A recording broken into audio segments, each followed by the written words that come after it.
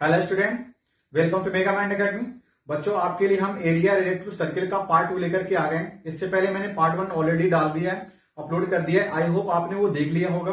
ठीक है, पार्ट 1 में जो भी हमने किया आप उसको कॉपी पेन के साथ ही बच्चों करिएगा, ताकि आपको ये जो कठिन लगने वाला चैप्टर है आसान लगे। तो बच्चों शुरू करते हैं आज का टॉपिक। ठीक है, आज जो हम पढ़ने जा रहे हैं वो है आपका सेक्टर।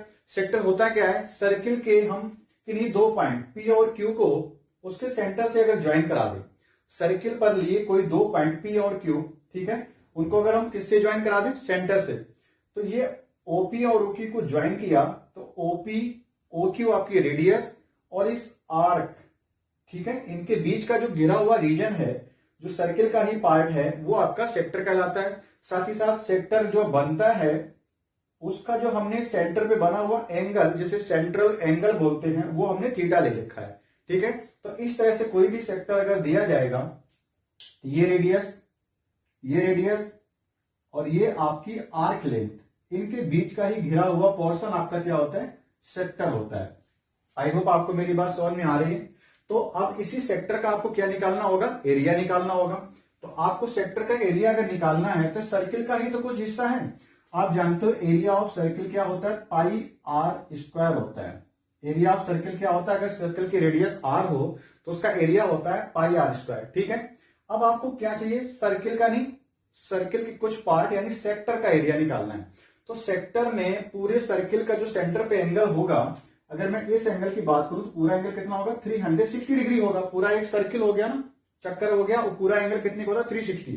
तो इस सेक्टर ने 360 डिग्री का कौन सा हिस्सा एंगल वाइज लिया है? इस सेक्टर ने केवल थीटा एंगल लिया है। थीटा आपको क्वेश्चन में बुक में दिया जाएगा, जब भी एग्जाम में आएगा उसमें लिखा होगा थीटा 30 डिग्री, 60 डिग्री, 45, 90, कुछ भी हो सकता है। तो इस तरह से इस सेक्टर ने 360 का जो हिस्सा लिया है वो अगर थीटा डिग्री है तो थीटा ही होगा। ठीक है, उतना ही रेशियो में उसका क्या होगा? एरिया होगा। तो आपका एक फॉर्मूला बन जाता है, area of sector is equal to pi r square, जो कि सर्किल का एरिया इतना होता है, और थीटा अपॉन 360 आप लगा देंगे। थीटा आपको क्वेश्चन में गिवन होगा, 360 डिग्री आप यूज करेंगे कैलकुलेशन के तौर पे। ठीक है, तो पाई आर स्क्वायर थीटा अपॉन 360, एक बार और बोलिए, एरिया ऑफ सेक्टर क्या होता है? पाई आर स्क्वायर थीटा अपॉन 360 होता है। इसी पर बेस हमने एक छोटा सा क्वेश्चन आपके लिए लिया है। कह रहा है कि find the area of A sector of a circle of radius 28 centimetre and central angle 45 degree. तो बच्चों देखते बहुत ही आसान मैंने लिया बेसिक नॉलेज के लिए कि आपको रेडियस कितनी दे रखी है? R equal to 28 centimetre given है, थीटा आपको गिवन है 45 डिग्री। ठीक है, तो आपको निकालना क्या? एरिया ऑफ सेक्टर निकालना है। तो एरिया क्या हो जाएगा? Area is equal to pi r square. आप फॉर्मूले को बार बार लिखें ताकि आपको ये आसान हो जाए, आपको याद हो जाए। पाई आर स्क्वायर थीटा, थीटा की वैल्यू कितनी दे रखी है? 45 डिग्री। ठीक है, तो आप यहां पे 45 डिग्री रख दें और अपॉन में क्या करना है? 360 डिग्री। आप इस 45 से 360 को जब कैंसिल करोगे तो 45 टू जा 90 और 94 जा 8 बार में कैंसिल हो जाएगा। ठीक है, कितना आ गया? 1/8 आ गया। अब यहां पे वैल्यू भी रख दो पाई, अगर नहीं कुछ है तो 22/7 ही रखें। आर की वैल्यू हमें गिवन है कितनी?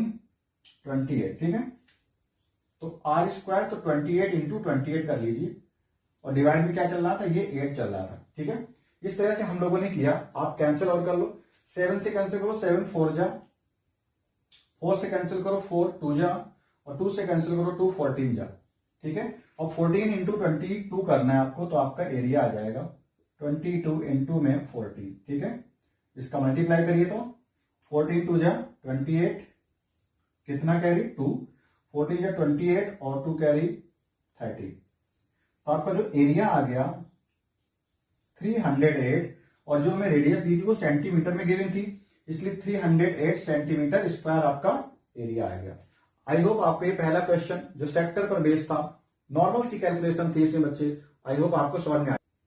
आइए बच्चों, सेक्टर पर बेस्ड एक और क्वेश्चन देखते हैं। क्वेश्चन इस तरह से, the area of an equilateral triangle, आपको जो दिया गया ये फिगर भी दिया गया है क्वेश्चन के अकॉर्डिंग। ये आपका इक्विलेटरल ट्रायंगल है, उसका एरिया दे रखा 49√3, और आपको पता होना चाहिए कि इक्विलेटरल ट्रायंगल का एरिया क्या होता है? एरिया ऑफ इक्विलेटरल ट्रायंगल होता है √3/4 साइड स्क्वायर। ठीक है, ये आपको फार्मूला भी याद होना चाहिए। आगे taking each angular points at centre. Angular points ये जो आपके दे रखे हैं एबीसी जो वर्टेक्स हैं ट्रायंगल के, यहीं पे तो एंगल बना है, तो इनको आप क्या मान लो, एज ए सेंटर मान लो।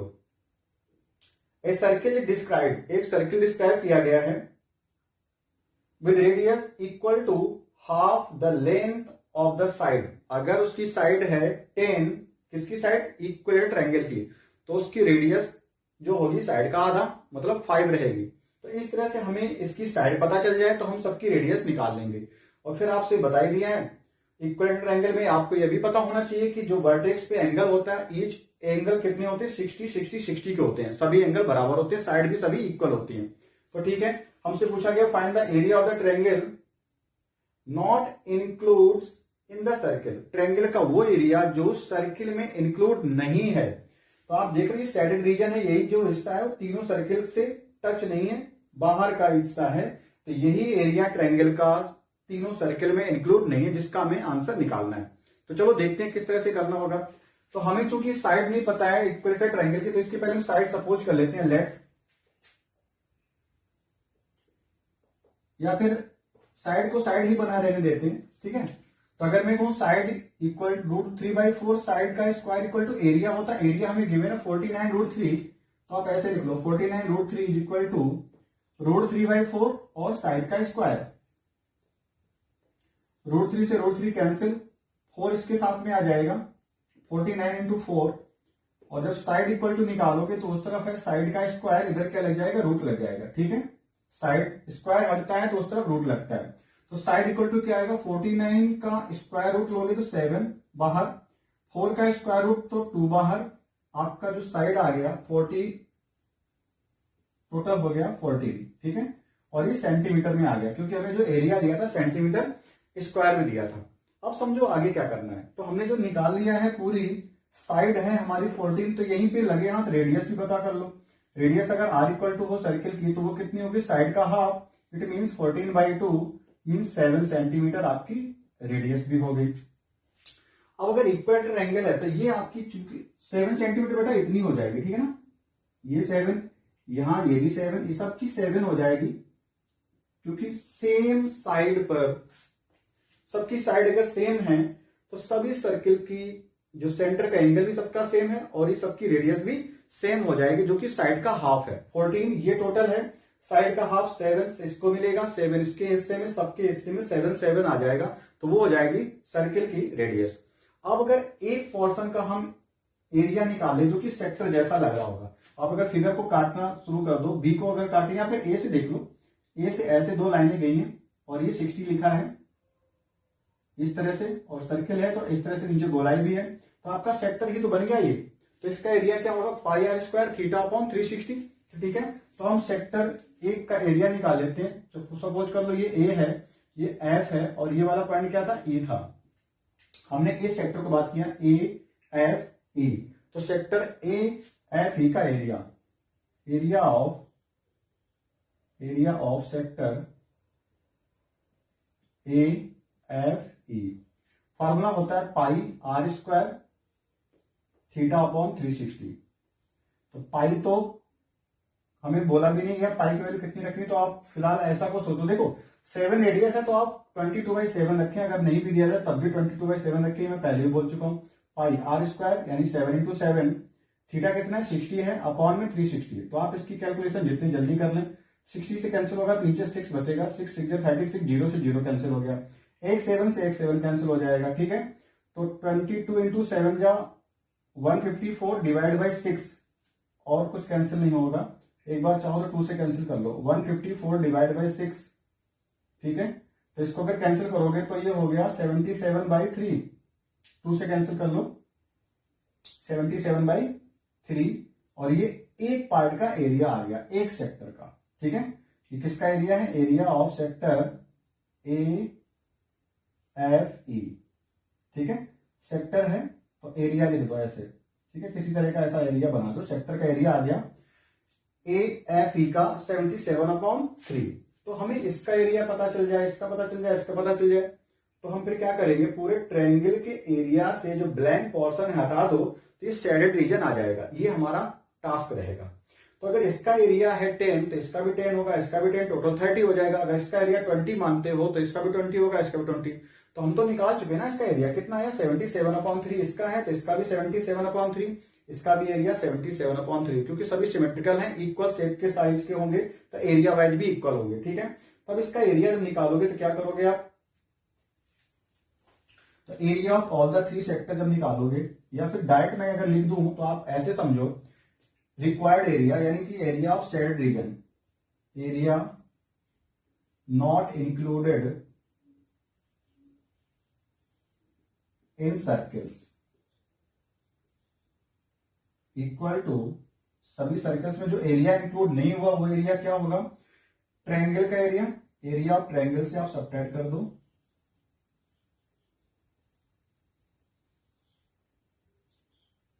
सेक्टर का एरिया, सेक्टर्स एरिया। बट एक सेक्टर का एरिया नहीं, 3 सेक्टर बन रहे हैं, देखो ना, एक ये सेक्टर, एक ये सेक्टर, एक ये सेक्टर, तीनों सेक्टर का एरिया इस ट्रायंगल के एरिया से अगर निकाल दोगे तो ये व्हाइट पोर्शन निकल जाएगा, जो डॉटेड है, जो शेडेड रीजन वो आ जाएगा। ठीक है, तो बस हमें वही करना है, 3 times of area of sectors. तो एरिया ऑफ ट्रायंगल क्या है वो तो हमें दिया था 49√3, क्वेश्चन में गिवन था ऑलरेडी, आप देख सकते हो ये गिवन है, या फिर वहां पे देख सकते हो ये भी हमें गिवन था। ठीक है, 49√3। तो अब क्या करें, -3 इंटू में सेक्टर्स का एरिया क्या होगा, सेक्टर का एरिया, एक सेक्टर का एरिया है तो 77/3, उसका 3 गुना टाइम्स कर दिया, ये 3 का मल्टीप्लाई, 3 से 3 कैंसिल हो गया, तो आंसर कितना आ गया 49√3 -77, ये आपका आंसर हो जाएगा किसका, शेडेड रीजन का। ठीक है, और वही हमें निकालना था जो तीनों में इंक्लूडेड नहीं, तो हमारा यही आंसर है। अगर बच्चों यहाँ पे √3 की वैल्यू दी है तो 49 का मल्टीप्लाई √3 में करिए, √3 की वैल्यू होती है 1.732, क्वेश्चन में नहीं गिवन तो हम नहीं रखना चाहते हैं, ये आपकी मर्जी है, 49√3 ही ऐसे ही इसी टर्म्स में आप इसका आंसर दे दो। ठीक है, तो चलो बच्चों, आई थिंक आपको ये बात समझ में आ रही होगी। साथ ही साथ जैसे मैंने कहा था कि 95% प्लस मैथ्स की सीरीज है, तो ये हमारा टास्क है, इसके साथ बने रहिए, जुड़े रहिए, सभी बच्चों तक बातों को शेयर करिए, मीन्स वीडियो को सबके साथ शेयर करिए। चलो बच्चों, अगला क्वेश्चन भी हमने आपके लिए लिया है। ठीक है, वो भी सेक्टर पर ही बेस है, लेकिन 2 कॉन्सेंट्रिक सर्किल के सेक्टर पर बेस है। ठीक है, क्वेश्चन इस तरह से है, A B and C D are respectively arcs of 2 concentric circles of radii 21 centimetre and 7 centimetre. दो आपको 7 सेंटीमीटर का एक ये सेक्टर है और 21 सेंटीमीटर का एक ये आपको सेक्टर गिवन है। ठीक है, एक एंगल एओबी 30 डिग्री है, जहां पे ओ सेंटर में बता दिया गया है, ये 30 डिग्री एंगल है, तो ये 30 डिग्री एंगल इस वाले सेक्टर के लिए भी तो है और इसके लिए भी हो जाएगा, दोनों का कॉमन हो गया। Okay, find the area of shaded reason. बहुत ही आसान क्वेश्चन 2012 में पूछा गया है। ठीक है, इससे आसान होना नहीं चाहिए जो एग्जाम में क्वेश्चन आ रहा है। तो चलो देखो कितनी आसानी से इसे निकालना है। तो पहले मैं मानता हूं कि मान लो इस तरह से होता बेटा, पूरा 21 का ही सर्किल का सेक्टर अगर लेते हैं तो आप इसको 30 डिग्री के अगर एंगल लेते हो तो उसका एरिया कितना आएगा, पाई आर स्क्वायर, इसकी रेडियस कैपिटल आर, तो आप ऐसे लिखते पाई आर स्क्वायर थीटा अपॉन 360 लिखते। अगर आप दूसरा बोल दो, जो ब्लैंक पोर्शन है जो कि हमें 7 रेडियस का गिवन है, इसके बारे में कहो तो ये भी तो 30 का है और इसकी रेडियस 7 है, तो इसका अगर आप एरिया निकालो सेक्टर के फॉर्मूले से तो पाई स्मॉल आर स्क्वायर, ठीक है, थीटा अपॉन 360 यहां भी लगाते कि नहीं। तो दोनों से हमें जो रिक्वायर्ड आंसर निकालना, शेडेड पोर्शन वो मान लो इस तरह से है, तो अगर ये चाहिए आपको तो पूरे एरिया से आप ये ब्लैंक वाला पार्ट हटा दो, मतलब इस वाले एरिया से वाला एरिया निकाल दो, तो आपका रिक्वायर्ड एरिया आ जाएगा। तो बस वही हमें आंसर निकालना होगा कि shaded area of shaded reason निकालना है, एरिया ऑफ शेडेड रीजन, जो भी उसने कलर कर रखा उसका आप एरिया निकालने जा रहे हो। तो क्या करना होगा हमें, पाई, इसके रेडियस को आर बोला है तो आर स्क्वायर, थीटा इसका पहला एंगल थीटा 1 बोल देते हैं, अपॉन 360 माइनस क्या करना होगा इसके वाले एरिया को, इसका एरिया भी जो कि सेक्टर है, तो pi small r square theta 2 इसका एंगल है सेंटर पे, हालांकि एंगल दोनों की सेम है। ठीक है, चाहो थीटा ही लिख दो, थीटा ही लिख देते हैं, ठीक है, अपॉन 360। अब वैल्यू रख दो जो जिसकी पता है। पाई की वैल्यू 22/7 होती है, रख दी। आर पहले वाली रेडियस 21 का स्क्वायर करना है। थीटा की वैल्यू 30 डिग्री अपॉन में 360 माइनस पाई यहां भी है 22/7 इंटू में आर स्क्वायर स्मॉल आर यानी 7 है तो 7 का स्क्वायर करना होगा इंटू में थीटा यहां भी 30 अपॉन 360 है। ठीक है, आप 3 का 0 यहां भी कैंसिल करो। 3 से 36 कितनी बार 12 टाइम में, यहां पे 3 से 36 12 टाइम में कैंसिल कर लो। ठीक है, 22/7 ये 22/7 चाहो तो कॉमन ले लो। ठीक है, 22/7 हमने कॉमन ले लिया तो हमारा इधर क्या बचा 21 का स्क्वायर बच गया। ठीक है, 21 का स्क्वायर या फिर ऐसे लिख दो 21 का स्क्वायर माइनस ये क्या बचा 7 का स्क्वायर। चाहो तो a plus b minus b लगा दो, हो सकता है आपको 21 का स्क्वायर 441 वैसे होता है, याद हो ना हो याद हो तब भी हम काम कर सकते हैं। तो हमें a plus b minus b लगा के काम कर लेना है। देखो कैसे, 22/7 a square plus b square a minus b, a plus b एक में दोनों को ऐड कर लेंगे और एक में दोनों को सब्ट्रैक्ट कर लेंगे। थोड़ा सा स्पेस और कर लो। एक में ऐड करना 21 प्लस 7 करना है, एक में 21 माइनस 7 कर लेना है। ठीक है, ताकि आपकी कैलकुलेशन में कोई प्रॉब्लम ना हो। और हमने कोई छोड़ा तो नहीं अभी। अच्छा, डिवाइड में जो 12 चल रहा है तो वो भी अभी बचा हुआ, ध्यान रखना। तो इंटू में 12 ये भी कॉमन ले लेंगे तो यहाँ पे 12 आपका ये आ जाएगा। तो दोनों से डिवाइड वाला यहाँ का 12, यहाँ भी 12, यहाँ भी 12 मैंने कॉमन ले लिया, ध्यान रखना इस स्टेप को। तो इस तरह से आपका बचा।